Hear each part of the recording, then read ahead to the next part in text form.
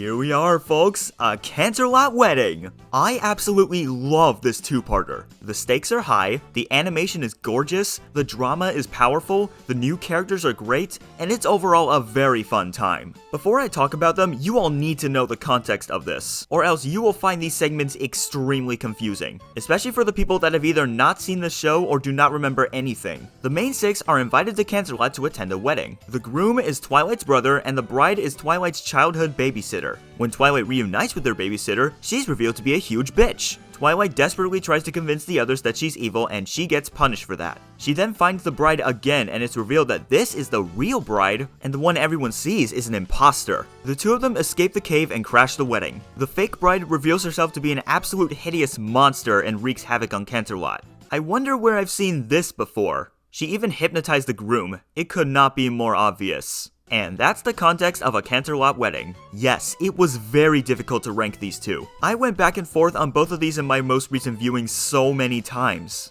But ultimately, I came to a conclusion that, yeah, I'm sorry guys, but I think part 2 was the weaker one.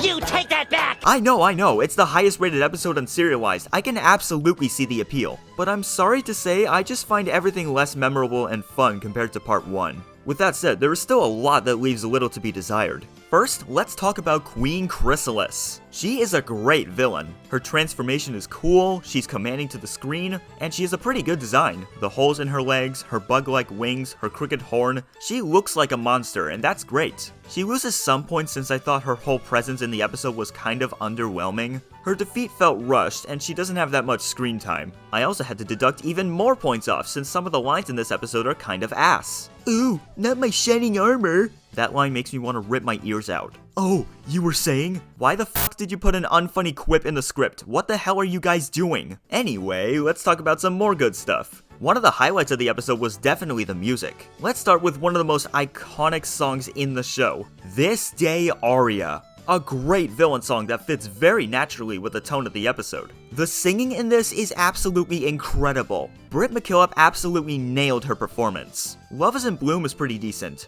It's more of a generic pop song to end the season off, and that's fine. Definitely doesn't hit the same highs as the previous song. Speaking of the music, I like the score too. It elevates the tension of the episode and is enjoyable to hear. Okay, time for my nitpicks. As I've stated before, I just don't like the ending of the climax. It feels like the power of love sequence just happened with no rhyme or reason. It makes the defeat look all the more silly to me. That also applies to the way Cadence and Twilight got out of the cave.